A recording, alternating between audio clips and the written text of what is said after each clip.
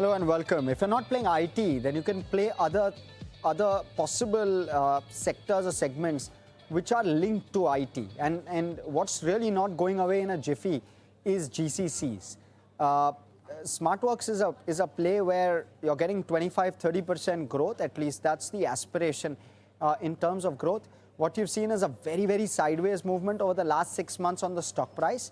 Of course, it's rebounded from the lows. And there isn't a very significant premium, I mean, even when you look at the 1-year chart. So since the point of listing, it's not like the stock has done anything outstanding. Trades at around 35 times 1 year forward. Of course, the trailing 12 months is a little skewed because operating efficiency still needs to fully kick in. But as that comes through, you're looking at valuations also which aren't too steep. And therefore, this one is what we'll try to decode today, kind of setting that context. First off, let's try and understand what the company does. 2015 is when this was incorporated. The market cap is around 5,400 crore. There's no major promoter group per se in terms of its affiliation, but it's an enterprise-focused managed office, campus leasing and operating flex workplaces enterprise. That's broadly what it does from a top-down level. Now let's try and understand the model. What it does is essentially, first off, it leases large office buildings from owners. It converts them into, it fits them out, long-term rental agreements, etc. is what they do, convert it into a proper office space, thereafter leases them out and provides thereafter internet services, parking, food. The design cutout for the office premises is borne by Smartworks broadly, and thereafter delivers services to the customers. The other ancillary services that it also provides is partner delivered services, where you have a partner providing the service to the customer, and then you have a take rate revenue from the partner. Also, what it does is the leases are 10 to 15 years, which is what it signs with the current owners of the building, which it leases from the current owners, and 65 to 70% of the leases are non-institutional. Why is that relevant? Because typically when you're looking at institutions leasing it out, you have a higher concentration. Non-institutional means lower concentration, which is a positive. When you're looking at revenue split, enterprise clients are typically 90% of the rental revenue. 300 plus seating is 69% of the rental revenue. 1,000 plus seating is 37% of the rental revenue. And the average tenure is approximately 47 to 49 months, right? What this kind of shows you is it's decently well diversified. There are large clients at an enterprise level which are adopting Smartworks in terms of taking services from them. And then there is a very good mix of 300 plus and 1,000 plus seating. So you've got that decent kind of combination. What we can also derive from this data is between 300 and 1,000, right, which is 300 to 1,000 seating. You have, or 300 plus and up to 1,000 seating is also a decent 30% kind of chunk. So you've got a very good split in terms of revenue. Let's look at scale now. How large is this? They currently operate in 66 centers, 15 cities and 2 countries, India and Singapore. What they also do in terms of the number of seats that they have, it's approximately 370,000. So the base is fairly large. In terms of geography, 98% of FY25 revenue came from India and 2% came from Singapore. But this will change because Singapore is becoming a larger piece of the pie and growing at a faster clip on a lower base. What you're seeing in terms of revenue, in terms of the trend, this is FY26 trends. Bengaluru, Pune, Hyderabad, Gurugram. These are 4 places where 75% of the revenue essentially comes from. That's something to kind of keep in mind. Also, geography. West is approximately 41% in terms of the revenue. South, this is India revenue. South is 33%. So West plus South skew is very sharp, 75%. And then North and East is around 26. So broadly, that's the tilt. And that's something you want to keep on your mind. Now let's give you the story. What exactly does Smartworks do? It rents large office buildings from owners, thereafter converts them into fully managed office spaces. The companies move in without spending anything on setup. It manages everything in terms of interiors and maintenance. Everything is taken care of by Smartworks. The client pays a monthly fee for the kind of convenience the client is getting. and these are long-term contracts, and therefore there's more predictability to the rental income. We'll try and explore as to what happens if at all a client, evacuates and stops paying rent. There could be those concerns, and there could be asset liability mismatches as a result of that. So that's one of the risks as part of the business model. But you'll try and get a sense from Harsh Binani as to how some of those risks are getting mitigated by some of the players in the industry, including Smartworks. How it makes money? Well, monthly office rental, so the cash flows are obviously good. Then there's facility management services, office design and fit out services, workspace tech services, and the like. Now, customers are large companies, GCCs, fast-growing businesses. They generally opt for Smartworks because there's no upfront office investment. There is a quick office setup and a single partner for all the office needs. Makes life easier to manage with only one person who is accountable. Growth drivers are obviously more companies adopting this and new age companies wanting something like this in terms of an arrangement. Excuse me. In terms of risks, of course, it's the ELM and the vacancies which could create risks. Now, let me talk about the financials. Very strong growth, by the way, 36% last 3 years in terms of the top line CAGR. Excuse me. You've seen EBITDA also grow at 40%. Profit, which was negative, has now inched into the green. Profit, which is negative, has inched into the green. And now we've got around 11 crore odd profit for FY26. Margin trajectory has always been very good. You've seen 50 to 65% kind of margins. There's still scope for expansion is what the management has guided for. Now, what you want to know is, out of the seats which are available, how much of them are occupied? So occupancy ratios are important, and we'll try and pull those out. Occupancy, which was at sub 80% FY25, has gotten much, FY24, I beg your pardon, has gotten much better. FY26 is near 90%. The built-up area has gone up. The seat retention has largely remained stable, which is a positive. And look at the seats leased. It's gone up from 1.8 to 2.4 lakhs. When you're looking at the seat capacity, FY25 seat capacity was at around 270,000. Now it's at around 370,000. So that's broadly the way in which this stacks up. Let's look at the balance sheet now. And it's important because for high growth companies, a strong balance sheet will always augur well. So let's try and understand that. Again, it's slightly nuanced in terms of the balance sheet. You look at equity, it's around 530 crores, it trades around 10 times book, 5,300 crore MCAP. Borrowing number, the borrowing number is at approximately 4,800 crore. Let's pull up the balance sheet, please. Right, the borrowing number, if you can go to that, let's quickly switch to the borrowing. There you go. So the borrowing number is at 4,778 crore, right? But this includes lease liabilities. Excluding lease liabilities, the borrowing number is very low, right? So the risk there is the lease liabilities that are there, the leases which they've signed. Cash bank is 230 crore, no concerns at all over there from a cash flow perspective. So balance sheet looks reasonably okay, except that possible ALM mismatch, which is why we've given this a neutral. Cash flow, you've got 100% plus across the year, so no concerns there. In fact, the receivable days are extremely low, maybe 5-7 days. So no concerns there at all. Return ratios are muted. That's the other issue. But the company has been in an investment phase. As operational efficiency starts to kick in, maybe this improves. The goal is by FY27 to get to double of the ROCE clocked in FY25. So you could well see return ratios unwind very quickly. We'll ask Harsh what gives him that confidence that this will happen. Harsh Binani, who's the co-founder. Let me look at shareholding. Shareholding currently 58% held by promoters. No FIs, DIs have 9% odd stake, and the public has 33% stake. You look at analyst recommendations, 7 buy calls, no holds, no sells. 35% is the potential upside on this one that analysts are penciling in. This is based on Bloomberg consensus. Last off, valuations. This one trades at around 45 times 1 year forward earnings, right? The 3-month average, and I mean, it's listed only for the last year, and there was some numbers which were off, and therefore I've taken the 3-month numbers, which is stabler. It's 50 times. The 3-month range has been 36 to 60 times.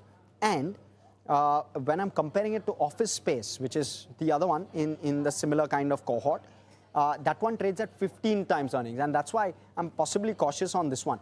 So therefore, we've given this valuation piece on neutral only from that perspective. Some of the peers are trading at a lower valuation. But if you're getting 25-30% growth, and if this story were to play out, this could well be something that you want to keep on your radar. Uh, well, that's really all from an analysis standpoint. Let me bring on board Mr. Harsh Binani, who's the co-founder and executive director at Smartworks, joining us. Harsh, it's great having you.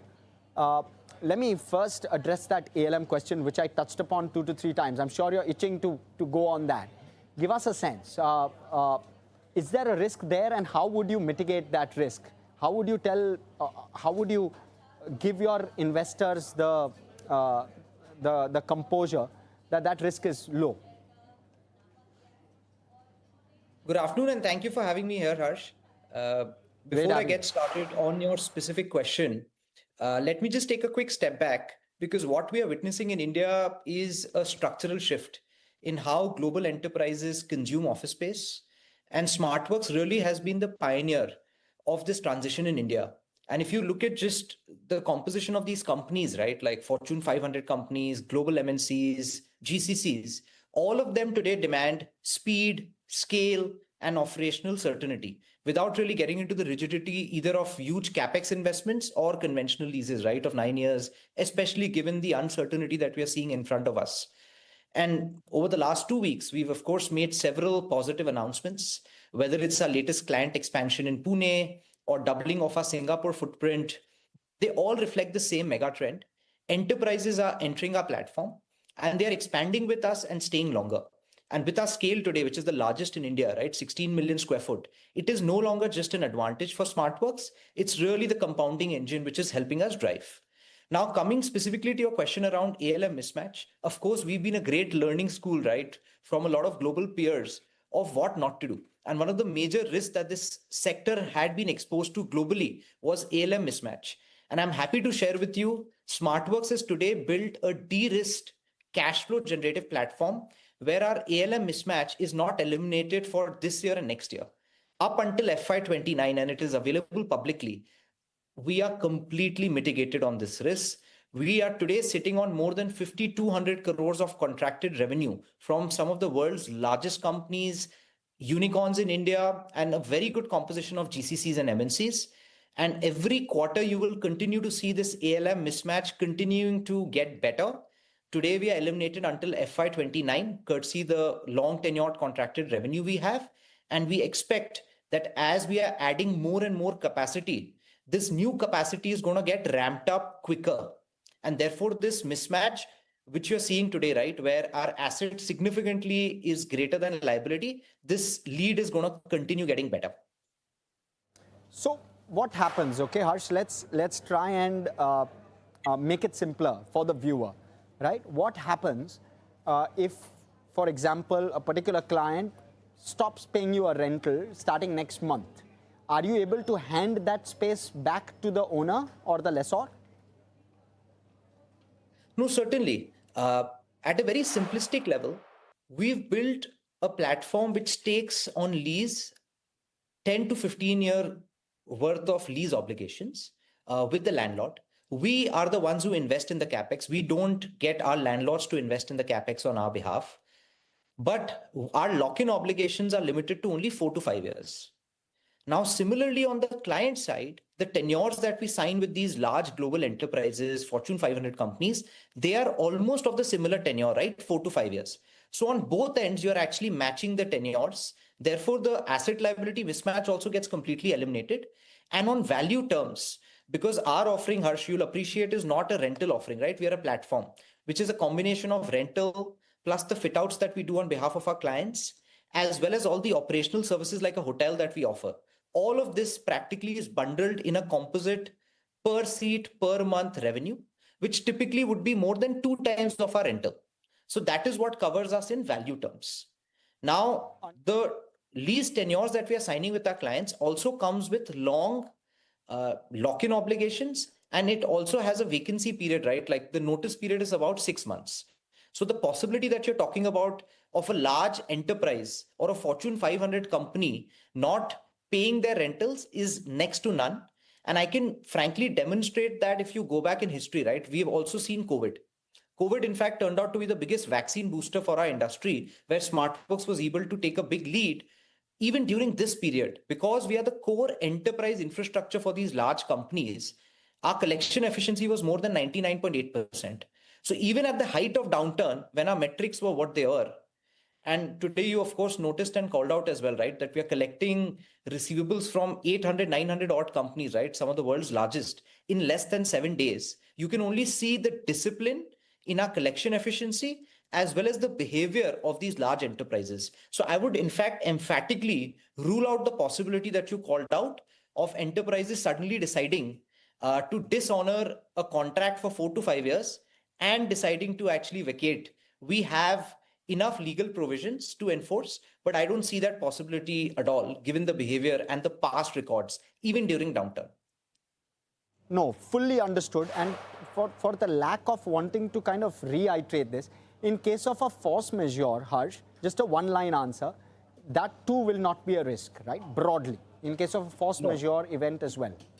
Okay. And you could qualify COVID as a force majeure, right? That was the mother of all force majeure. If we have braced that storm, then of course we can brace anything else. Sure. Absolutely. Okay. Let me run the numbers now, Harsh. You've grown at a very accelerated pace, but now the base is higher.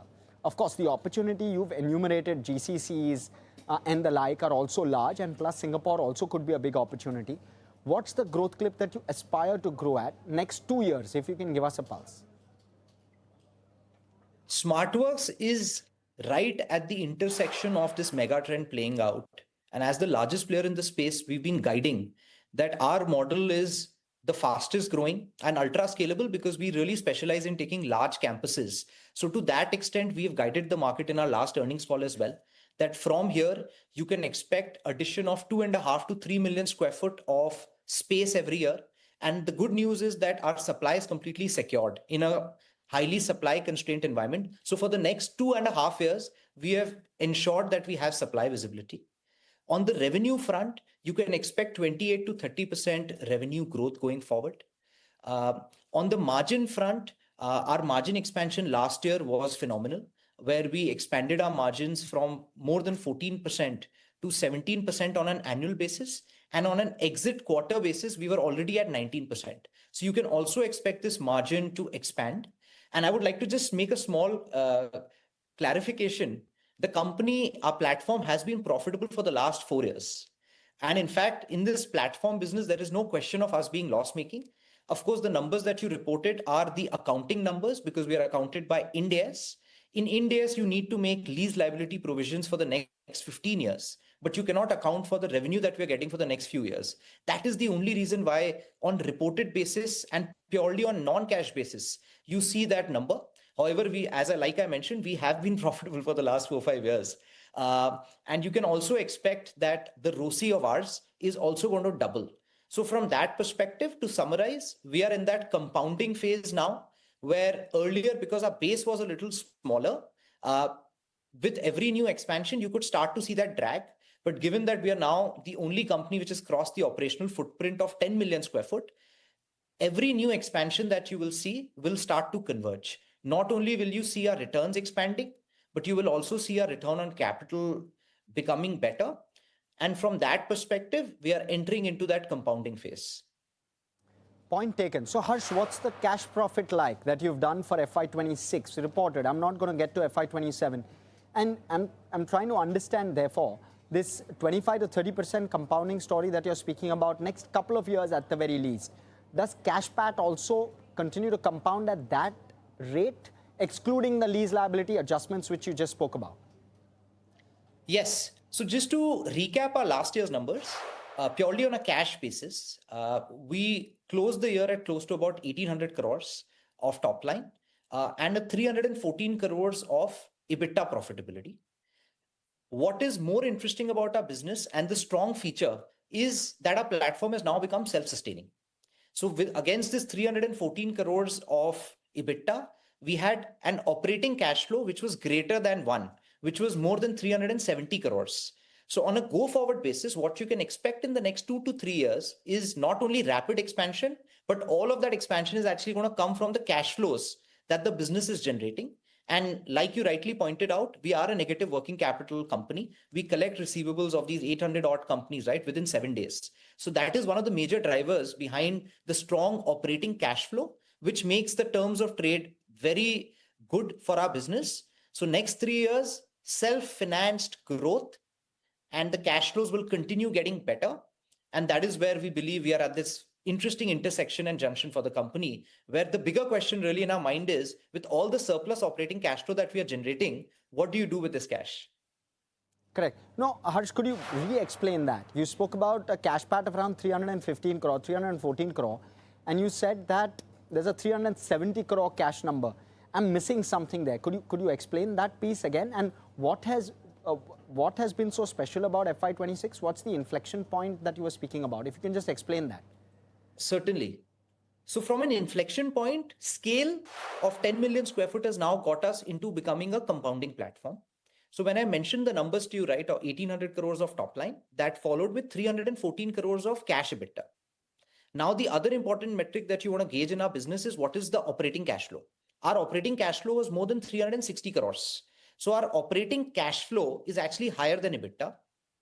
So we are a cash flow focused company. That is the strength. Not only is our margins expanding, but our cash flows and our return on capital is expanding at a faster clip than even our EBITDA and revenue growth. That is what made FY26 really interesting for us. Not only did we go public, but we have now firmly entered into a compounding phase.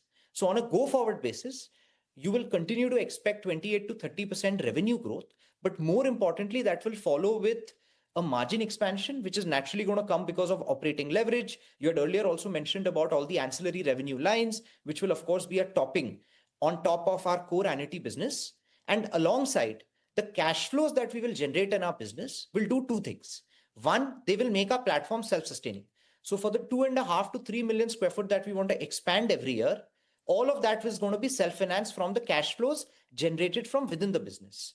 After that is done, we will still be left with more cash balances in the company, which is where the natural question is, with all the cash flows that the business is generating beyond the expansion needs, what do you do with the cash flows? Hope that I've clarified the stance. Very clear. Very, very clear. Okay. I want to try and therefore understand. You'll be at 2,900 crore of top line in the next couple of years, right? Let's assume that the flow through to EBITDA and cash pat is largely the same, which is 20%, right? So 560 to maybe 600 crore, right? Talk to us about the split between rental revenue of that 2,800 crore. How much is going to be rental revenue versus ancillary revenue? Could you give us that split? And how are margins in both of those businesses? Certainly, given that we are in a silent period, let me just reflect on what has been our past trends in terms of numbers. So when we look at our FY26 revenue, more than 95% of that came from our core annuity revenue, which means long tenured contracts. So against that 1,800 crores of top line, which had 95% as annuity, today our contracted revenue stands at more than 5,200 crores.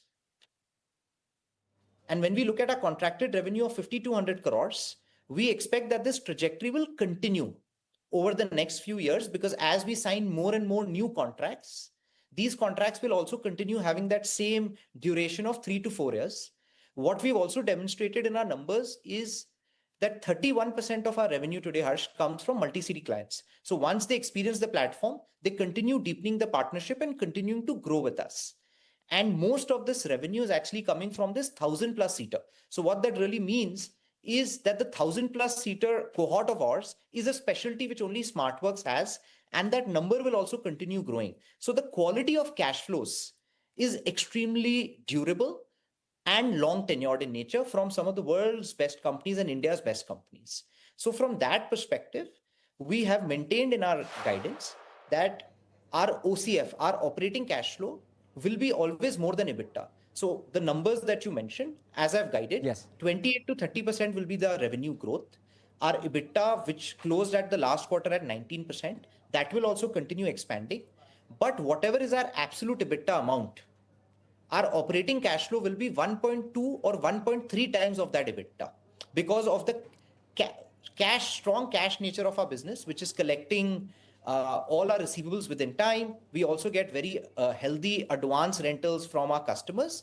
So both of these combinations will continue ensuring that the story of Smartworks, as much as it's about its growth and our EBITDA profitability, But Right. really, the self-sustaining nature and the cash flow accretive nature of our business is the hallmark of Smartworks. Right. And with this cash flow that comes in, it's enough to fund the 25 to 30% growth. I think Absolutely. that's a rhetorical question. But more importantly, what do you then do with the balanced cash flow? Do you pay out some of your debt? Do you pay your investors a dividend? What do you do with regard to the balanced cash flow? And how much of capex do you incur for every new facility? If you can give us a sense of that, and also if you can add a little bit on the ROC number going from 8 to 16. What's going to drive that? Certainly. So these were a few questions, but let me just address them one after the other. 3 to 4 questions wrapped into one. Yes, please. Yes, absolutely. So from the capex point of view, last year we had spent about 388 crores. All of that was self-funded from the business. Prior to IPO, we had only raised 500 crores of equity in the business. During the IPO, we raised about 450 crores, out of which about 114 crores repaid some high-cost debt. So a combination of our cash flows being generated from our pre-IPO money and the additional money that we've raised, both of these will generate meaningful cash flows which are adequate enough to fund our capex outlay of about 450 to 500 crores every year for the next 2 to 3 years. So assuming, let's say we add 3 million square foot next year, so 10 million square foot becomes 13. So what you're essentially investing is about 1400 rupees per square foot on this new expansion that you're doing. But of course, because of the cash flows that the business is also generating and the advance commitments that we get from our customers, part of that is also used for financing the capex outlay. So to that extent, the platform will be self-sustaining. So that's point number one. Now to your question around our debt position, I'm happy to share with you that we are net debt positive. What that means today is that the gross debt, as you looked at FY26, that number was close to about 200 odd crores. But the cash balances of the company were more than 230 crores. So to that extent, we are net debt negative.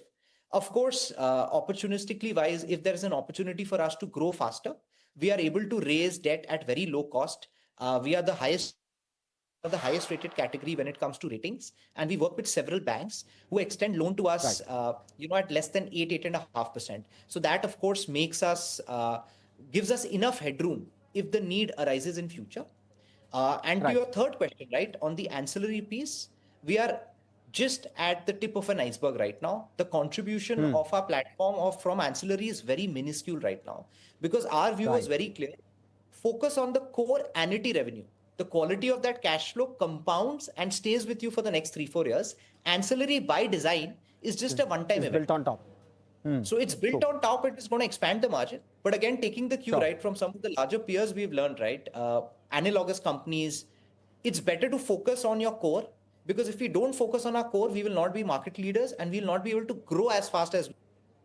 And an 8-year-old company, which has pivoted from becoming a co-working to an enterprise infrastructure platform, we have pioneered that category. We have waited through COVID. And now in such a short time, we've also gone IPO. So there is a time for everything.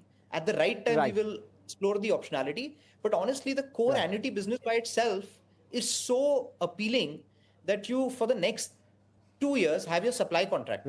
We mentioned during our earnings call that for FY27, more than 82.5% of our revenue is already contracted. And for 28, also more than 50% is contracted. So you're entering that phase, which is high growth, but highly visible in terms of our revenue. And because our ALM is completely eliminated, you are de-risked as well. Perfect. Harsh, thank you so much for this conversation. Completely timed out. Viewers, that's all the time we have on this edition of All About Your Company. Thanks so much for tuning in.